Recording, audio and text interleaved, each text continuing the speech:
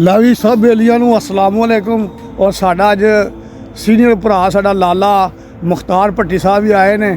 ਜੀ ਲਾਲਾ ਚੁੱਕ ਦੇਣਾ ਮੈਕ ਤੇ ਦੇ ਇੱਕ ਮੈਸੇਜ ਆਪਣਾ ਬੇਲੀਆਂ ਨੂੰ। ਮੈਸੇਜ ਇਹ ਹੈ ਯਾਰ, ਜਿਹੜੀ ਹੁਣ ਸਾਡੀ ਨਵੀਂ ਨਸਲ ਹੈ ਆਉਣ ਵਾਲੀ, ਉਹਨੂੰ ਅਸੀਂ ਕੋਈ ਅੱਛਾ ਪੈਗਾਮ ਦਈਏ, ਅੱਛਾ ਕੋਈ ਉਹ ਕੰਮ ਕਰ ਸਕੇ।